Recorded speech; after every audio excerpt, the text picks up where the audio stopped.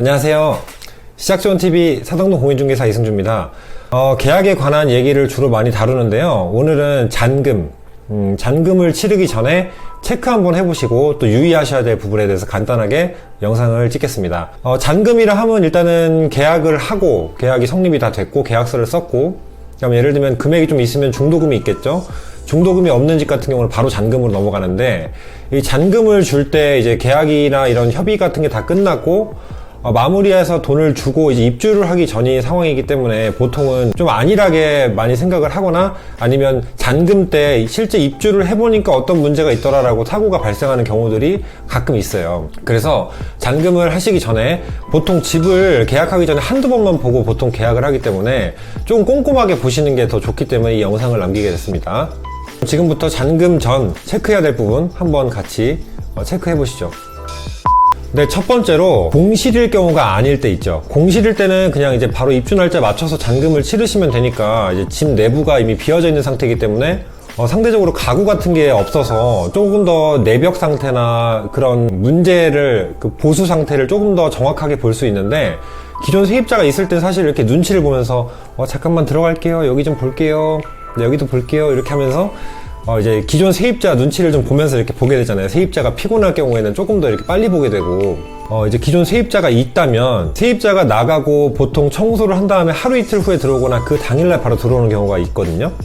그럴 때는 문제가 되는 게 이제 공과금 정산이에요. 이게 되게 간단한 얘기인데, 공과금 정산을 제대로 안 하고 가면 다음 세입자가 좀 머리가 아플 수도 있어요. 그리고 이제 부동산 입장에서도 확실히 처리가 안 되면 계산하는 게 좀 짜투리 금액 얼마 안 되는 것 같다가도 되게 좀 짜증날 수가 있기 때문에 이거를 확실히 정산해 주는 게 좋은데, 이사를 많이 다녀보신 분들은 그냥 알아서 공과금 정산하시는 분들이 있어요. 근데 보통 이제 저희 같은 경우는 원투룸 많이 하잖아요. 건물주분들이 이제 좀 가까워지고 하면 저희가 서비스 차원에서 공과금 정산을 세입자가 교체되면서 이전 세입자분이랑 다 저희가 협의를 해서 해드리는 경우가 보통 많아요. 공과금이라는 게 이제 보통 전기, 가스, 수도를 예를 들고, 그 다음에 이제 그 건물 내규에 따라서 관리비나 월세 이런 것들이 또 있는데, 공과금 정산을 정확히 하려면은 먼저 각 기지국이 있어요. 뭐 수도면은 뭐 어디 영업소, 뭐 전기는 뭐 한전, 뭐 이런 식으로 주말에도 다 근무를 하고 나와서 검침을 해주시기 때문에 그렇게 해서 금액을 정확히 정리하시고, 그래서 그날까지 사용한 금액에 대해서 거래를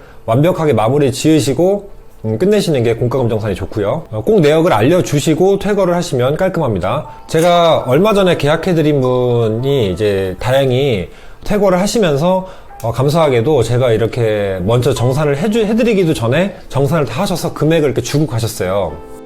다음으로 기존 세입자가 주실 수도 있고, 아니면은 이제 주인이 바로 이제 공실일 경우에는 키를 인계하게 되는데, 잔금 때 비밀번호가 있다면 비밀번호, 그리고 방범키가 있을 수 있어요. 현관문키, 이런 거 방범키 같은 거나 카드키, 카드 비밀번호, 현관, 그런 거 잘 받아 놓으시면 되고, 네, 그리고 그 다음으로 주의사항은 이제 잔금 때 이사 하시려면 이제 이삿짐을 많이 싸셔야 되잖아요. 짐이 많으신 분들은 이사를 하시기 전에 이삿짐을 좀 종류별로 이렇게 패킹을, 예를 들면은 뭐 별 아니면 숫자로 아니면 구분을 자기 편하신 대로 이렇게 하셔서 빨리 풀어야 되는 거 아니면 색깔별로 구분하실 수도 있겠죠.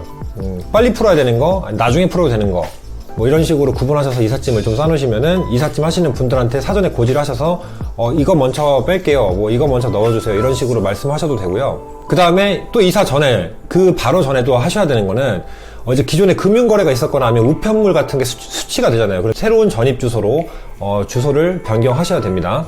그리고 지금 주택 기준으로 이제 잔금 처리 사항을 말씀을 드리는데, 만약에 엘리베이터가 있는 건물이다, 오피스텔이나, 그러면 엘리베이터가 있을 때는 엘리베이터 사용료가 있는지 그 사용료 여부를 미리 체크해 놓으셔야 돼요. 짐 같은 거 엘리베이터로 이제 뭐 날르시는 경우도 있고, 부득이하게 보통은 이렇게 사다리 차로 올라가지만 엘리베이터를 사용하셔야 되는 경우도 있어요.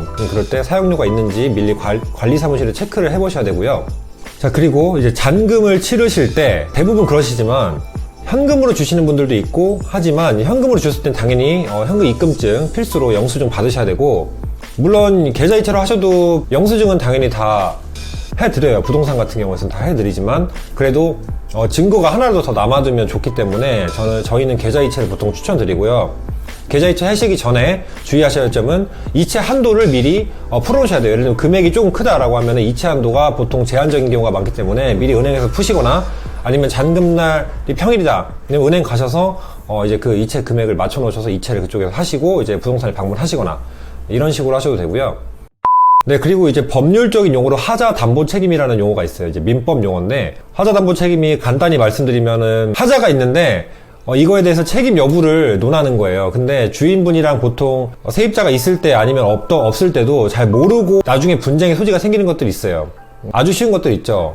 누수, 결로 그런 것들, 주인분이 해줘야 되는 그런 것들. 그래서 사전에 협의가 안 되고 이런 부분 뭐 키 하나 바꾸는 것까지도 예를 들면 주인이 서비스를 해주시는 경우가 있어요. 계약하기 전에 미리 말씀을 드리면 그럴 때 미리 사전에 협의를 한 거에 대해서 이행이 되셨는지를 확인을 다시 한번 해주시는 게 좋고요. 가장 중요한 거 이제 등기사항 전부 증명서, 등기부등본이라는 거죠. 등기를 봤을 때 예를 들면 말소 조건이 있을 수도 있어요. 예를 들면 기존의 을구에 그러니까 빚이 있었어요. 근저당권이 잡혀 있었거나 뭐 전세권이 설정이 돼 있거나 기존에 그런 게 돼 있는데 이걸 말소하는 조건으로 들어가는 거였어요. 그래서 말소가 다행히 됐는지 잔금 전에 확인을 해보셔야 되고요. 말소가 안 됐으면 보통은 저희가 부동산에서 계약서를 쓸 때 말소하는 조건으로 계약키로 한다라는 특약을 달고 만약에 해당 조건이 이행되지 않았을 시는 뭐 계약금을 당연히 배액상 한다라거나 뭐 지체 없이 반환한다라거나 그런 특약을 넣겠죠. 그러니까 잔금 당일날 등기에 변동사항이 있는지, 그러니까 반대로 기존에 빚이 없었는데 갑자기 잔금 전날에 주인이 대출을 받은 거예요.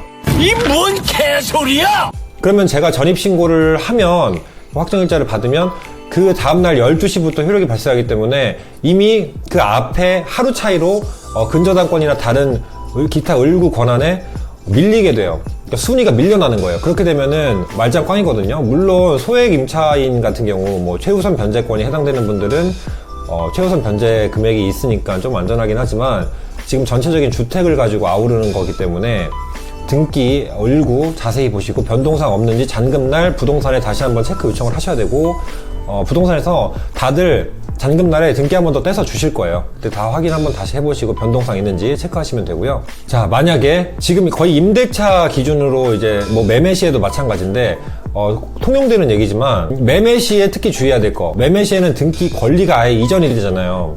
그러니까 매매 시에도 똑같이 등기사항 전부 증명서에 을구에 변경사항 있는지 다시 한번 체크해 보는 건 당연하고요. 보통 매매 시에 법무사분들을 이제 끼고 많이 하시는데 요즘에 셀프 등기라고 해서 이제 그것도 많이 하시잖아요. 그러니까 셀프 등기 하시는 분들을 위해서도 말씀드리면 보통 법무사분들이 하실 때는 바로 이제 서류 들고 와서 바로 이제 소유권 이전해 주시기 때문에 뭐 말소 권리 있으면 말소 권리도 다 해주시고, 근데 이제 만약에 셀프 등기 하시는 분들은 최대한 신속하게 등기 이전을 마치셔야 됩니다. 왜냐면 잔금이 다 끝났고 이제 등기를 이전했다고 생각을 하는데 지금 돈은 줬지만 아직 등기가 넘어가지 않은 상태잖아요.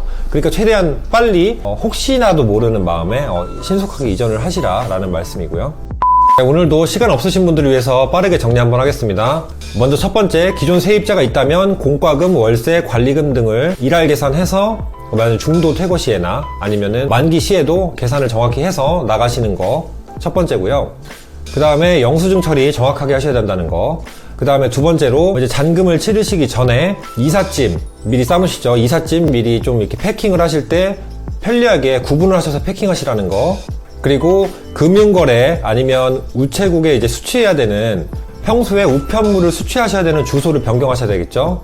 그런 것도 미리 준비를 해 놓으시면 편하고요. 네, 그 다음 세 번째, 잔금을 치르시고 키를 인계받잖아요. 비밀번호나 카드가 있다라고 하시면 그런 것들 꼼꼼하게 챙기시고, 그 다음 네 번째, 잔금 치르실 때 꼭 웬만하면 현금도 당연히 입금증을 받고 영수증 해드리겠지만 계좌 이체로 해서 증거를 이중적으로 남기는 게 좋겠다라는 거. 네, 네 번째고요.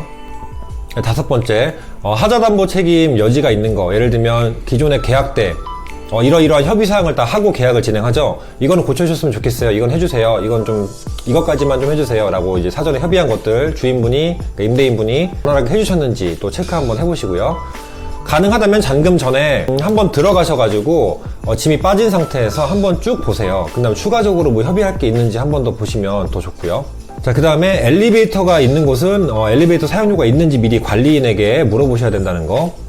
끝으로 가장 중요한 거, 등기사항 전부 증명서를 기존에 계약 때 확인을 했죠. 예를 들면 을구가 있으면 있는 대로 들어가시는 분들은 상관이 없는데 상관이 없지 않죠. 을구가 있는 분들도 추가적인 을구에 설정이 되어 있는지를 확인해 보셔야 되고, 예를 들면 말소 조건으로 들어가시는 분들 같은 경우에는 빚이 말소가 다 됐는지 아니면 추가적인 근저당이 없는지 다시 보셔야 되고, 매매하시는 분들은 당연히 소유권 이전 등기 최대한 빨리 하시라고 추천드리고, 법무사님이 제동하지 않는 상태에서 이제 셀프 등기 하시는 분들은 더더욱 그렇게 하셔야 된다는 거 강조드립니다.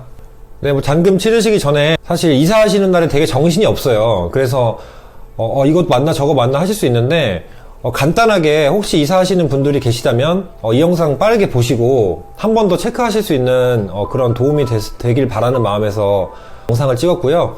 혹시라도 또 미흡한 게 있거나 아니면 추가적으로 보완해야 될 게 있으면은 댓글에 좀 달아주시면 제가 그것도 이제 보완해서 제가 실무에 일을 함에 있어서도 좀 적용이 많이 될 수 있도록 무심양면 정진하겠습니다.